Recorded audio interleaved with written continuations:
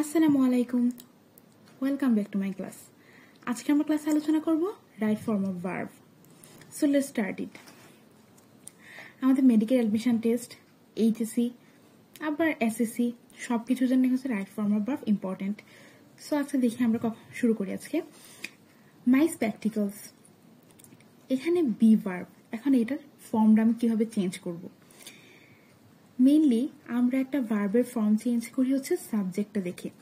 সাবজেক্টটা যদি সিঙ্গুলার হয় ভার্বটাও সিঙ্গুলার হবে, যদি সাবজেক্ট প্লোরাল হয় ভার্বও হবে প্লোরাল। এখানে আছে মাই স্পেকটিকলস, এটা মানে হচ্ছে চশমা। এখানে চশমার কিন্তু দুইটা অংশ, দুইটা গ্লাস থাকে। সো এটা একটা আমরা জিনিস একটা হলো, যেহেতু দুইটা অংশ আমরা প্লোরাল হিসেবে কাউন্ট করি। তো দ্য মাই স্পেকটিকলস বি এখানে হবে হচ্ছে আর অথবা ওয়ার ব্রোকেন।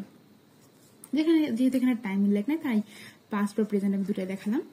আবার আমরা যদি দেখি দ্য আরাবিয়ান নাইটস, যে কোনো বইয়ের নামের ক্ষেত্রে কি হয়, এটা হচ্ছে সিঙ্গুলার হয়। নামটা দেখতে যদিও বা প্লোরাল হয় কিন্তু এখানে সিঙ্গুলার ভার্ব আমরা নিব। The Arabian Nights is a serial. কখনো কোনো টিভি সিরিয়াল হোক বা কোনো বইয়ের নাম হোক, দেখতে প্লোরাল হলেও এগুলোর ক্ষেত্রে আমরা সিঙ্গুলার ভার্ব ইউজ করব। আমরা এখানে আর কিছু উদাহরণ দেখি। ট্রাউজার্স জিনিস একটা কিন্তু এটা হচ্ছে দুটো অংশ, সো এটা হচ্ছে প্লোরাল। আবার আমি যদি দেখি সিসার্স মানে কেচি, দুটো অংশ জিনিস একটা, তবু আমরা দুটো অংশ দেখি, এটাকে আমরা ইংলিশ গ্রামারে প্লোরাল হিসেবে কনসিডার করি, ভার্বও হবে প্লোরাল। গ্রেট এক্সপেকটেশন এটা বইয়ের নাম, সো এটা প্লোরাল, লাস্টে এস প্লোরালের মতো দেখা গেলেও আসলে এটা সিঙ্গুলার সাবজেক্ট হিসেবে কাউন্ট হবে, সিঙ্গুলার ভার্ব হবে। আবার সং অফারিংস গীতাঞ্জলি, এটা একটা বইয়ের নাম, এটা হবে হচ্ছে সিঙ্গুলার। আবার ভার্মিন এটা হচ্ছে প্লোরাল ওয়ার্ড এবং প্লোরাল ভার্ব হবে। আচ্ছা, আমরা নেক্সটে মুভ করি।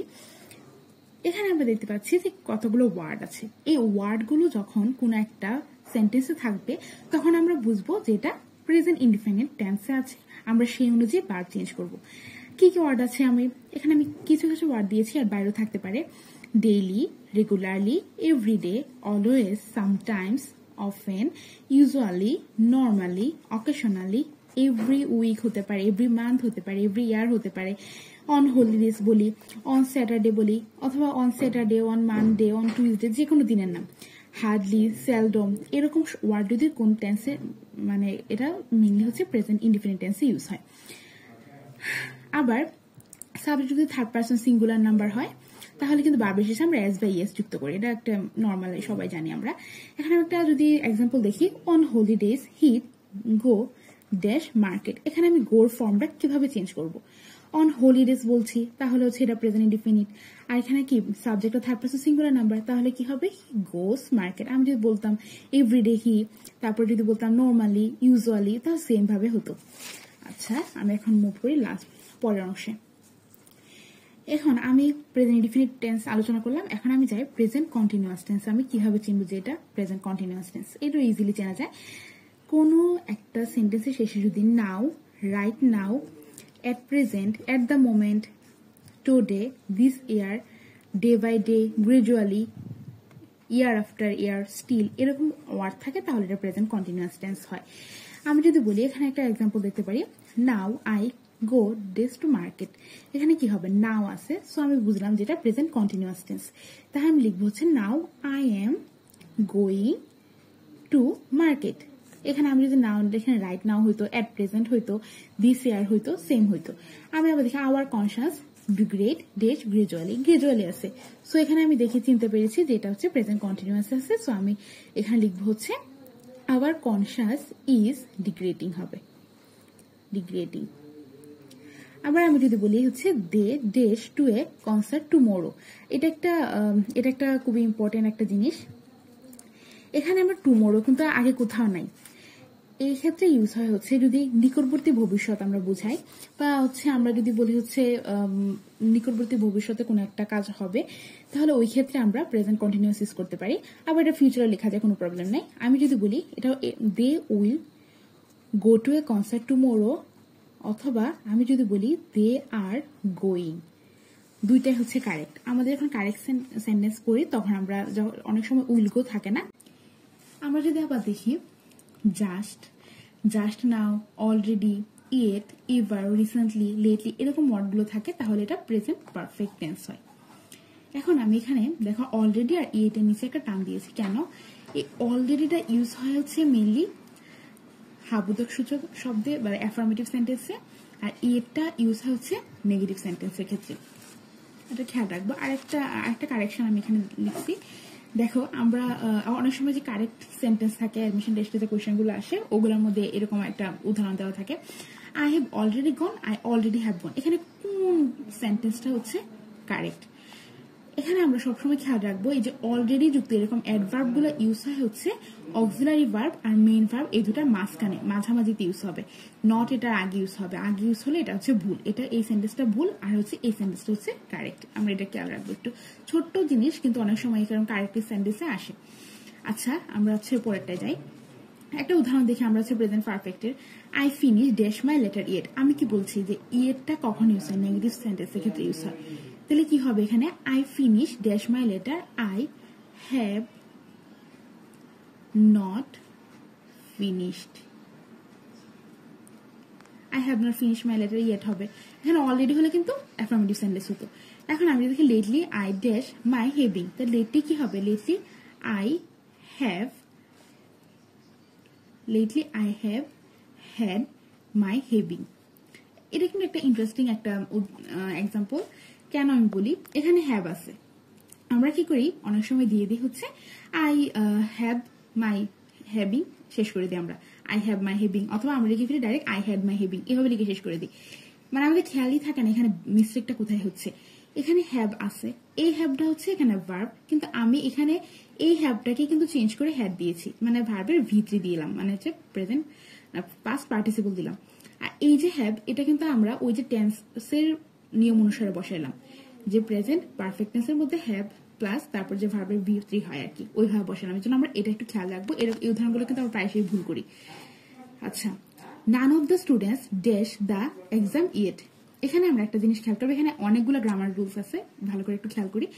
এখানে আসে হচ্ছে নান অফ দ্য স্টুডেন্টস, এখানে দেখো নান একটা সাবজেক্ট, দ্য স্টুডেন্টস একটা সাবজেক্ট। এখন আমরা কি মানে হিসাবে এখানে ভার্বটা বসাবো, সিঙ্গুলার হিসাবে নাকি প্লুরাল হিসাবে? এখানে একটা খুবই সহজ একটা ট্রিক্স হচ্ছে অফ, এই যে অফ জাতীয় এই যে প্রিপোজিশনের আগে যে সাবজেক্ট থাকবে আমরা সেটাকে কনসিডার করবো, সেই অনুযায়ী আমরা এখানে ভার্ব বসাবো। সো নান কি? নান আমরা জানি সিঙ্গুলার হিসেবে ইউজ হয়, তাহলে হচ্ছে ভার্বটা সিঙ্গুলার হবে। পরে কি আছে ওটা নট ম্যাটার।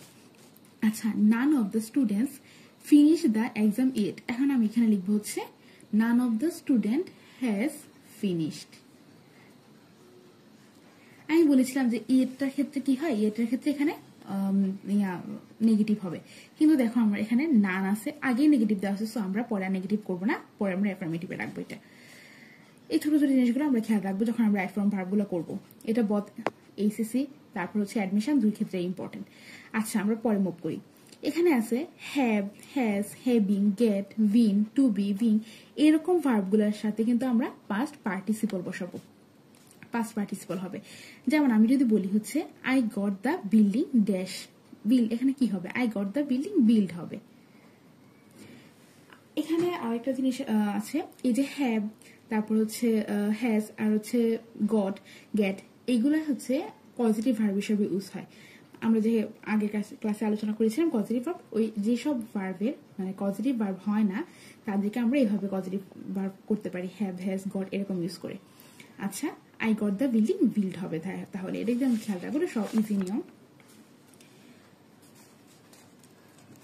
আচ্ছা, এখানে আরেকটা এক্সাম্পল দেখি। This is to be telecast, this is to be, এই যে টু বি ভার্ব আছে, তাহলে লাস্টে কি হবে? ভিতরে হবে। এখন আমরা এখানে কি লিখবো? টেলিকাস্ট লিখবো নাকি আমরা লিখবো হচ্ছে টেলিকাস্টেড? অবশ্যই আমরা টেলিকাস্ট লিখবো, টেলিকাস্ট লিখবো না, কারণ কালকে যখন আমি ভার্ব আলোচনা করেছিলাম তখন বলেছিলাম যে টেলিকাস্ট, ব্রডকাস্ট, হিট, হার্ট এরকম শব্দগুলোর past form present form same হয়। এইদিকে আমরা খেয়াল রাখবো। আমরা কিন্তু হাতে টানে লিখে ফেলি যে টেলিকাস্টেড, এরকম কিন্তু কোনো ওয়ার্ড নেই। এটা খুবই ইম্পর্টেন্ট একটা এক্সাম্পল। আচ্ছা, পরে আমরা কি লিখলাম? এখানে আমি লিখলাম হচ্ছে he watch dash this movie 5 times. এখানে ভার্বটা কি হবে? এখানে কোন সেন্টেন্সের লাস্টে যদি 5 টাইমস মানে হচ্ছে 5 টাইমস, 4 টাইমস, 5 টাইমস, মানে একবার, দুইবার, তিনবার এরকম যদি উল্লেখ থাকে তাহলে এগুলো হচ্ছে প্রেজেন্ট পারফেক্ট টেন্স হয়। আমি বলবো হচ্ছে হি হ্যাজ ওয়াচড। তাহলে এখানে আমরা দেখতে পাচ্ছি আর একটা সেন্টেন্স, এটা হচ্ছে 6 number rules. I live here for 12 years. এরকম যদি কোনো সেন্টেন্সের লাস্টে ফর অথবা সিন্সের সাথে সময় উল্লেখ থাকে তাহলে সেগুলো হবে হচ্ছে প্রেজেন্ট পারফেক্ট কন্টিনিউয়াস। এটা প্রেজেন্ট পারফেক্ট কন্টিনিউয়াসের যখন আমরা স্ট্রাকচার পড়ি তখনই জানতে পারি। আই লিভ হিয়ার তাহলে কি হবে হচ্ছে I have been living here for 12 years. আচ্ছা, আমরা যখন গত ক্লাসে আলোচনা করেছিলাম স্ট্যাটিক ভার্ব আলোচনা করার সময় বলেছিলাম স্ট্যাটিক ভার্বের কাজগুলো হচ্ছে দেখা যায় না, জাস্ট অনুভব করা যায়, এগুলোর কোনো প্রেজেন্ট কন্টিনিউয়াস ফর্ম হয় না। সো আমি এখানে নো দেখতে পাচ্ছি, নো কিন্তু স্ট্যাটিক ভার্বের মধ্যে ছিল, তাহলে এটা কি প্রেজেন্ট কন্টিনিউয়াস ফর্ম হবে? হবে না। এই ক্ষেত্রে আমরা কি করব, এই ক্ষেত্রে যদি ফর এর সাথে অথবা সিন্সের সাথে সময় উল্লেখ থাকেও তাহলে আমরা এগুলোকে প্রেজেন্ট পারফেক্ট করব, নট প্রেজেন্ট পারফেক্ট কন্টিনিউয়াস। তাহলে আমি কি লিখবো, আই হ্যাভ নোন। সেম একই টু বির ক্ষেত্রে আমরা সেমই দেখেছিলাম, এটা স্ট্যাটিক ভার্বের আন্ডারে পড়ে, তাহলে কি হবে, Meena dash here for a month. তাহলে কি হবে হচ্ছে Meena has been here for a month. So আমরা এদিকে খেয়াল রাখবো যে এখানে আমি স্ট্যাটিক ভার্ব ইউজ করেছি নাকি নর্মাল ভার্ব ইউজ করেছি। আচ্ছা, এখন আমরা আসি পাস্ট ইনডিফিনিট টেন্সের মধ্যে। এখানে এগুলো হচ্ছে খুবই ইজি পাস্ট ইনডিফিনিট চেনার। Ago, before, long ago, long since, yesterday, তাহলে হচ্ছে last night, last year, week, month, previous day, last, এরকম কথাগুলো থাকলে হচ্ছে এগুলো পাস্ট ইনডিফিনিট। আমি যদি বলি হচ্ছে আই ড্যাশ ম্যামিশিং লং এগো তাহলে হবে আই লিভ। আবার যদি বলি হি গো স্কুল ইয়েস্টারডে কি হবে, he went school yesterday, went to school yesterday, এরকম জিনিস। এগুলো খুবই ইজি, পাস্ট ইনডিফিনিটটা অনেক ইজি। আচ্ছা, আমরা একটা খুবই ইম্পর্টেন্ট একটা রুলসে যাই, অ্যাজ সুন এজ। এটা প্রায় অ্যাডমিশন টেস্টে আসে দেখা যায়। অ্যাজ সুন এজ এর আগেও পরে পাস্ট ইনডিফিনিট টেন্স হবে। যেমন আমি যেখানে এক্সাম্পল দিই, as soon as I dash the bell I dash the door, as soon as I heard the bell I opened the door. আবার আমি যদি দেখি হচ্ছে as soon as teacher entered the students stood up. দুই ক্ষেত্রে আমরা কিন্তু past indefinite tense বসাবো। আচ্ছা, আজকের ক্লাস ছিল আমার এতটুকুই। সো দেখা হবে পরের ক্লাসে। কারো যদি কোনো কোয়ারি থাকে অবশ্যই কমেন্টে জানাবা। ওকে, থ্যাংক ইউ।